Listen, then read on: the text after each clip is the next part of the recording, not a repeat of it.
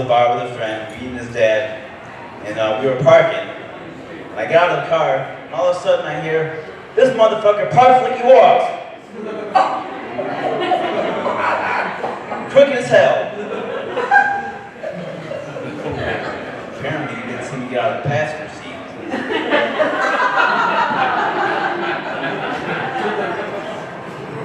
Yeah, but I love comedy, man. Everyone else my age is getting married and having kids. And I'm doing comedy in a bowling alley. Things are going well. I always thought I'd be an awesome dad until I was out at breakfast one day and I saw a kid and his dad walking hand in hand with Tyler. And all of a sudden, the toddler trips over his feet and falls. And I think to myself, oh man, if that's my kid, we're both going down. My mom was laughing before the punch. Thanks.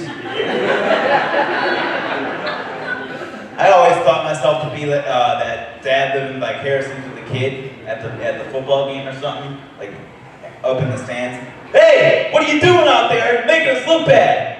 Who the hell taught you how to run?"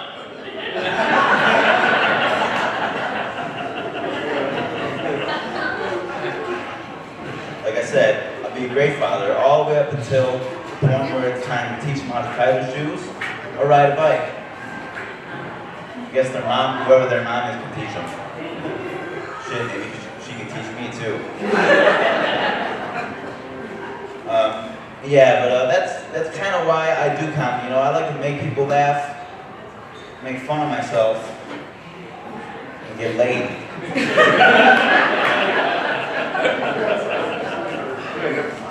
2 out of 3 ain't bad, right? Are you guys together? How long you guys been together?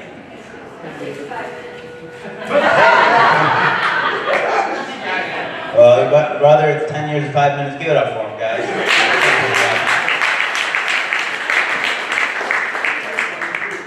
You guys ever try anything new?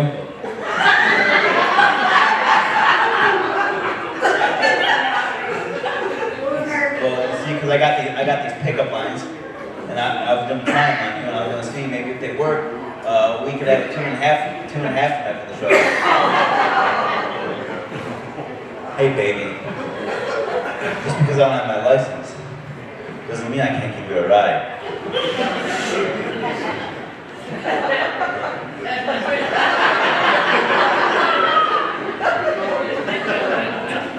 I'll be your knight in shining walker. If you'll be my designated driver.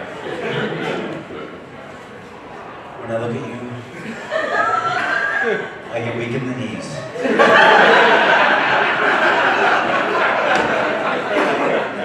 Now I need this walker. Thanks a lot. What do you think? They work pretty good, huh? I'm not a home wrecker. I don't want your number or anything, but you can buy me an appetizer or something. I got girls telling me all the time, the biggest problem for you, Ryan, is you're too clingy. And I'm like, no shit, Sherlock. If I don't hang on, I'll fall over.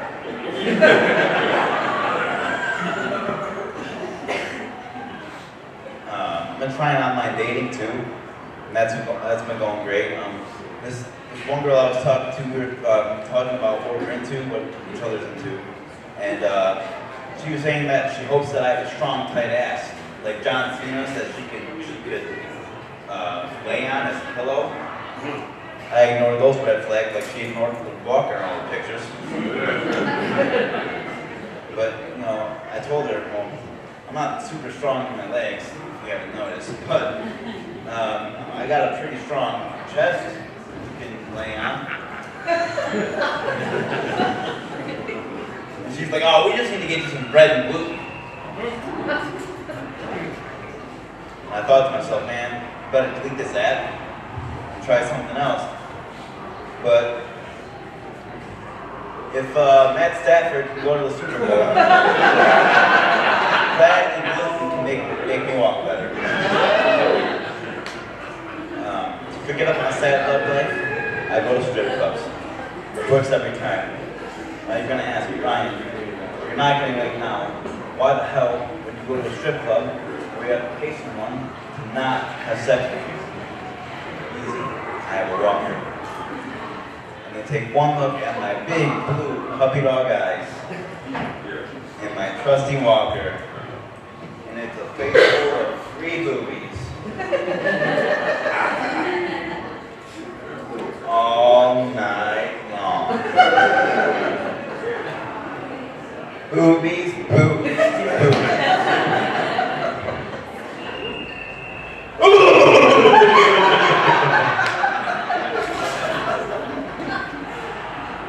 When I do that, they think I'm some sort of seizure. When they take me in real close and hold me real tight, tell me everything's gonna be okay. I can't breathe, but it's worth it. I got this weird text the other day. Tyler tells me that you want to lose your virginity. I'm making this my life mission to make sure this happens. What kind of girls are you into? Are there any fetishes that turn you on? I have a sex menu you can use. Love, Grandma. Get that reaction. It's okay. My grandma really does want me to get laid. I got one more joke for you guys. You guys have been awesome. Give it up for yourself one more time.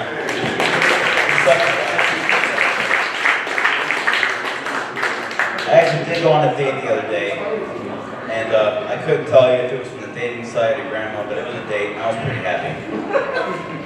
It's going pretty well, right? She goes to the bathroom, she puts a napkin over her drink, probably because she thinks I'm gonna lose it. So I wanted to reassure her. My mom raised me awesome. I'm a great guy. I would never root you. Number one, again, too much respect. I have too much respect to do that. Number two, I can't imagine how much fun I'll have if we're both playing there. I'll let that sit with you guys. You guys have been awesome.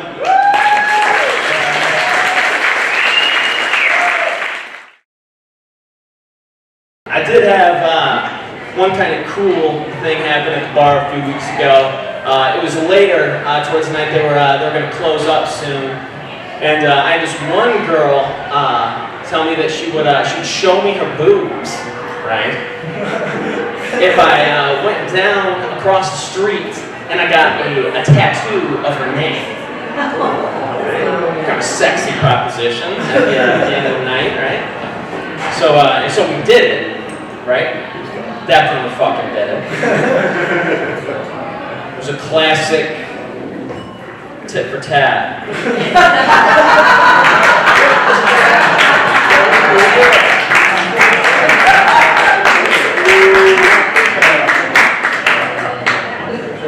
Alright, settle down.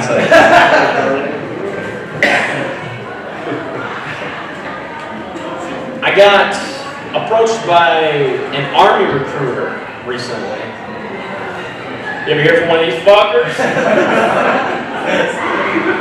Persistent guys. These army recruiters. I had him get a hold of me through Facebook. I guess that's how they get into the war machine nowadays. Just fire off a Facebook message to him. And he sends me a message and he's like, "Hey, this is Sergeant so-and-so with the U.S. Army, blah, blah, blah." And it was kind of flattering, you know, to hear that from somebody, you know, not being a particularly strong, tough guy ever. It was kind of cool to have somebody be like, "Dalton, you would make an excellent U.S. Army soldier." Part of me wanted to be like, "Let me send you a picture of my torso. Like, let me see if your enthusiasm dwindles at all." But he gets a hold of me, and I just kind of was like, "You know, it's all right, man. Thank you. I'm flattered. I wouldn't like to be in the army, you know." And he's like, "All right," and he messages me again about a week later, just to check in, I guess. It's just strange. Hey, just checking up on that note you gave me last week. Do you still have the body of Steve Rogers before they gave him the super soldier serum?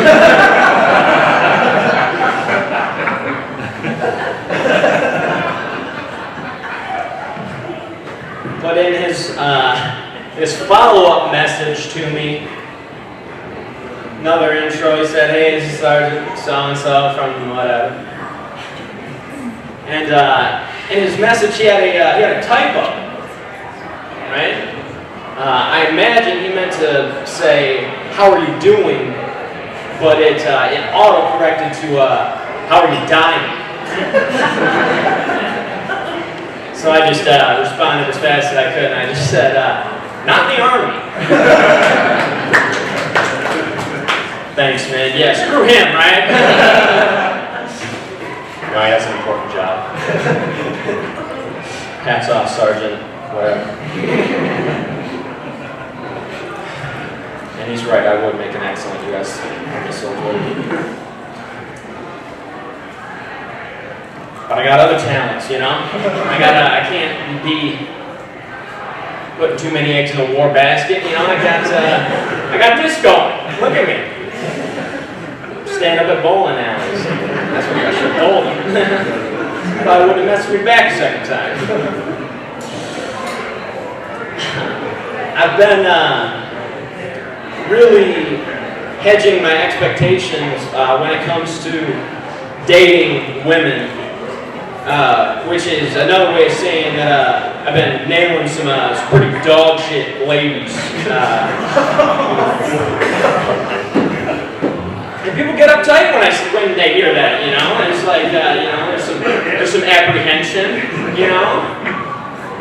But if you can see the girls that I've been bringing back to my mom and dad's house,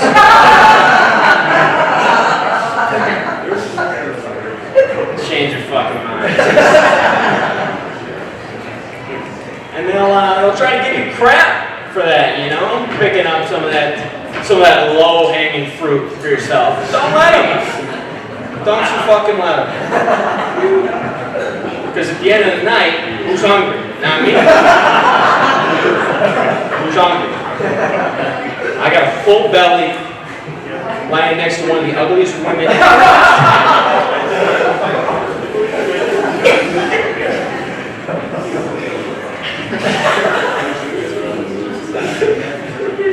I've been trying to nicen that up a little bit. That's like square 7 of that bit. It still sounds really mean. I'm no prize myself, you know? That was one of the things I meant to say.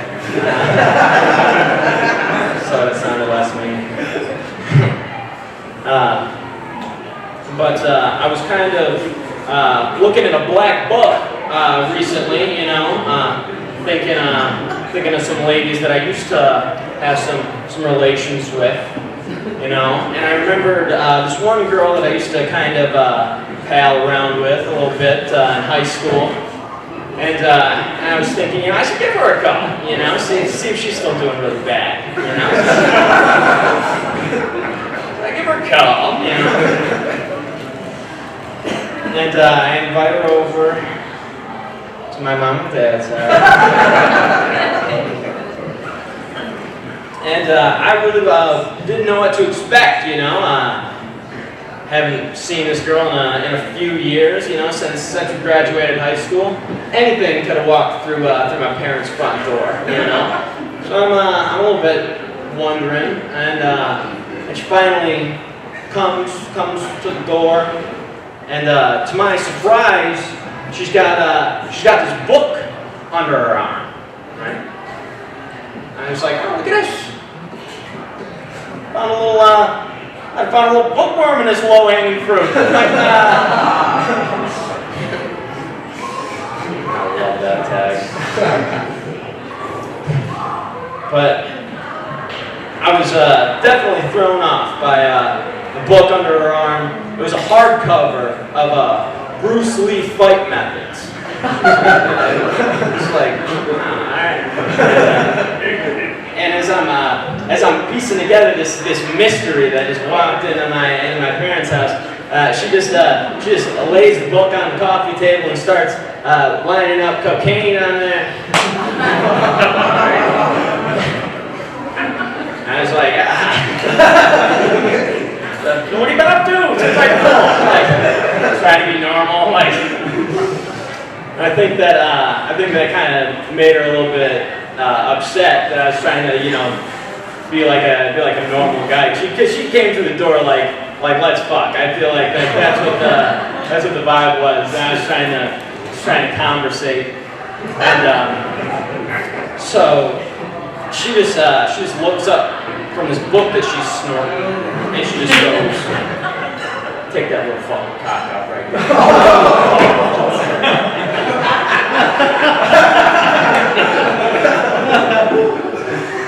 Jesus Christ! And I thought, like, this girl just did 4 lines out of Bruce Lee fight methods book. Like, what if I don't take my little cock out? Like, what's gonna happen then? So I took it,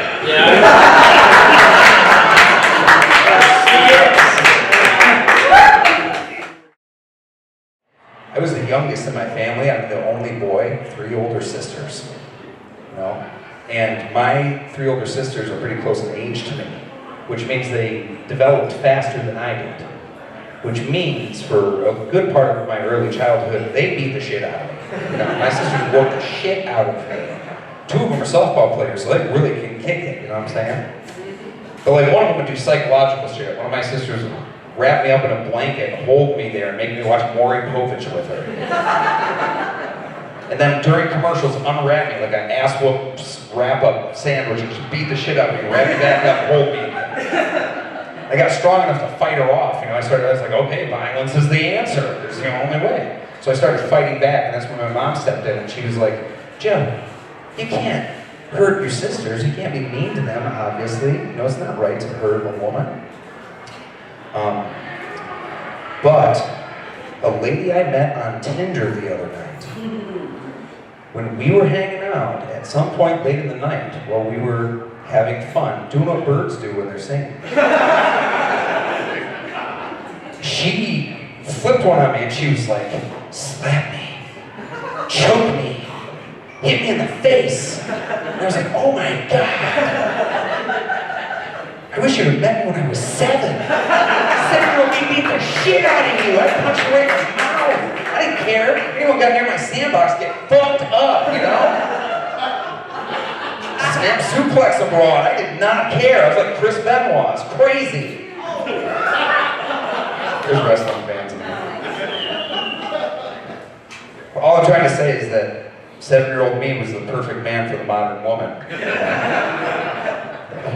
Want to get in a fight up all SpongeBob and choke each other? I'm your guy, Stupid. It's a dumb joke. Yeah, I'm not going to lay off the porn and dirty shit. We're just doing it. This is actually an intellectual joke as well, so let's go with that. The Chinese have invented a blowjob machine. That's the correct response, everybody. It's scary. It's scary. It's scary. The thing looks kind of like the outlets at the bowling alley back over here. It's very scary looking. There's no way I'm going to put my wiener near anything like that. I'm not putting my dick on the line for international politics, You know how the relationship is between us and China right now? It's not very good. We know the Chinese. We know they're smarter than we are in this case. They're going to run an algorithm, find out when most Americans have their dick in this machine. They're going to push a button, it's going to cinch up, and all of a sudden, zoom, boom! Your dick's caught in the wall. There's going to be a guy on the other side, same exact predicament. Zoom, boom! His dick's caught in the wall. Creating a next-generational Chinese finger trap. Yeah, scary. How do you get out of a Chinese finger trap, sir? He said, I don't know. I'll tell you. There's only one way out of it. It's to relieve the pressure by coming closer together. I'm just saying it's terrifying. The Chinese are going to invent a blowjob machine. They're going to half our military fighting force in one go with that thing. Because how many of them are willing to get over homophobia and get out of it, you know? They're just gonna be like, no, dude, don't touch it. Don't. Half of them want to get out, the other half will not be willing to. So the guy's gonna be like, dude, just touch it.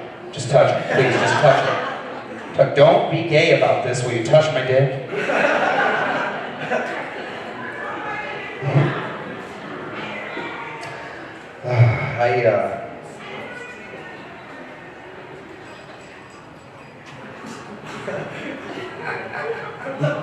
Grandma, the one that's alive, has a boyfriend. And I hate him. His name's Ron. It's not that my grandma can't find love. I want her to be happy. But Ron's a dick. You know, he's just a jerk. He wears weird red flannel shirts all the time. He has his chest hair coming out the top. He shaves his mustache, so he's just got like an Amish beard. He looks like Teen Wolf. And he's a shitbag to my family. He's a shitbag, you know?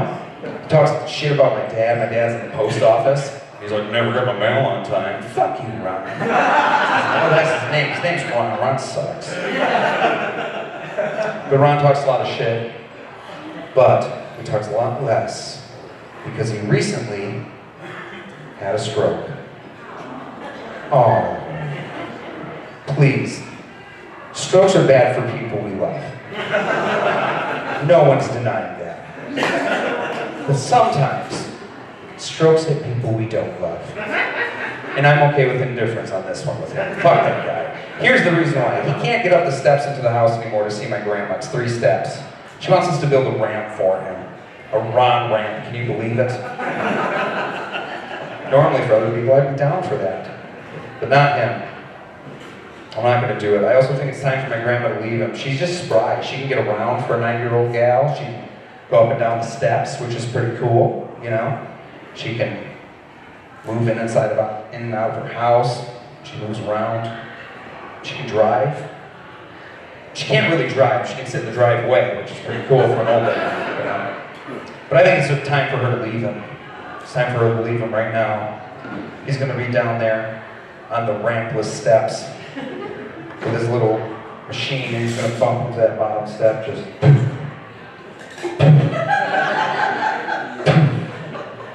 Grams can come out and go, Ron, it's time for us to see other people.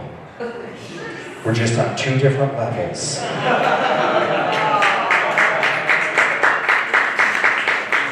know. It's a long way to go for a pop. But the meaning of that joke is fuck Ron. Yeah! Thank you guys. I'm glad.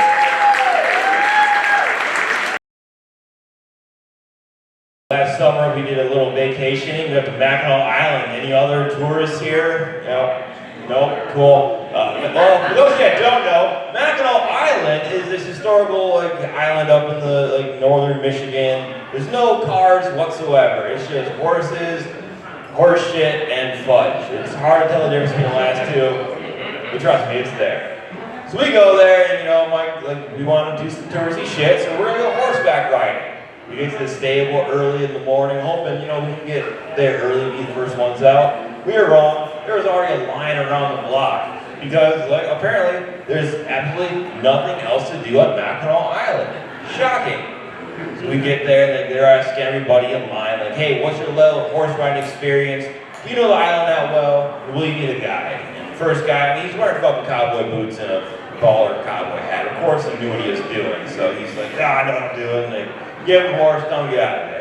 Next guy, they ask him the same questions, but he's a little more hesitant. He's like, I don't really know what's going on. And all that. He's like, all right, cool. Go fill out a waiver, we'll get you in the group. A few more people cycle through, and then I get up to the counter.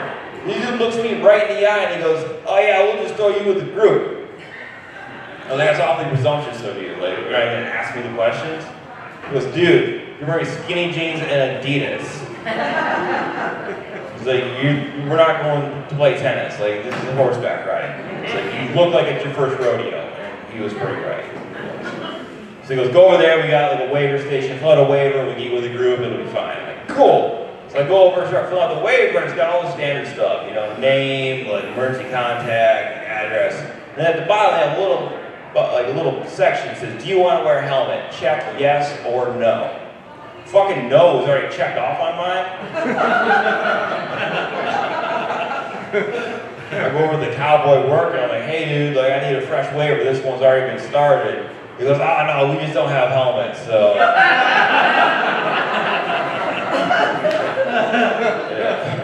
That's a very clever loophole you found there, sir. So I fill out the waiver, everything gets set up, and they put us in the group. It's my girlfriend and I, this older couple, and the guide. It's going to be amazing. We're going to do an hour-long ride. We're going to see beautiful shoreline, immaculate houses, historical shit, and it's going to be like just educational and adventurous.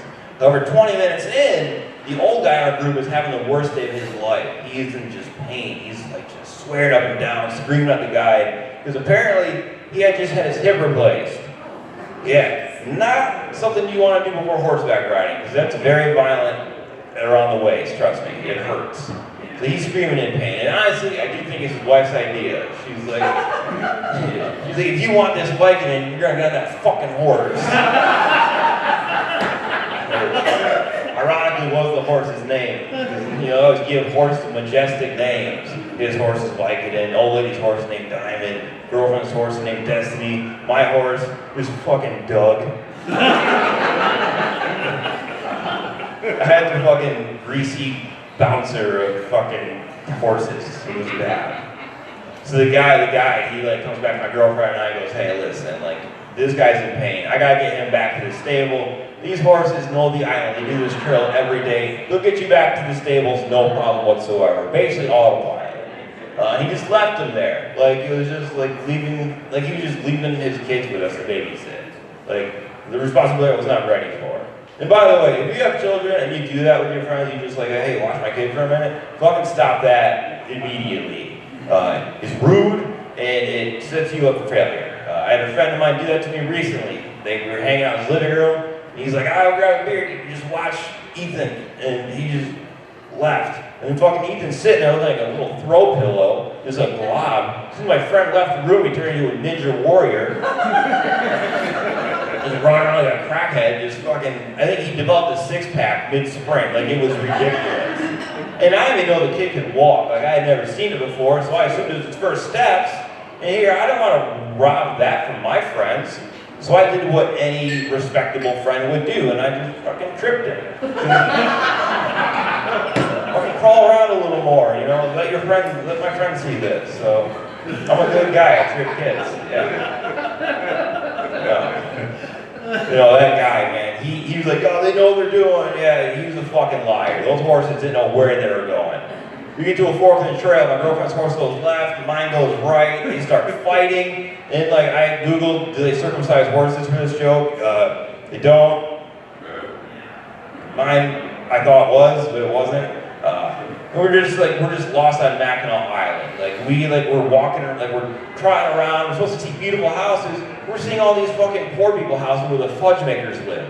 We're fucking Keebler residents on Mackinac Island. It's terrible. We had our smartphones out on waves on horseback, looking like fucking time travelers, just lost on Mackinac. It was terrible. Finally, we get back to the stable. We make it back on time. We're not charged extra or anything. And I asked the guy working, I'm like, hey, that was so great. Thanks for bailing on us. How's the hip replacement guy doing? He goes, well, this is Mackinac Island. We have far more animal doctors than people doctors. So we had one of our animal doctors take a look at him, and his hip is just fucked. It's bad. So we shot him.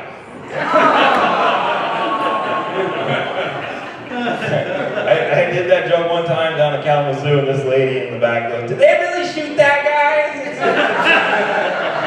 Stupid asshole. Yeah. On Mackinac Island, if you can't ride a horse, you get shot. If you don't like fudge, you get stabbed. If you call it soda instead of pop, you get waterboarded. Stupid fucking words for everything. It's bad.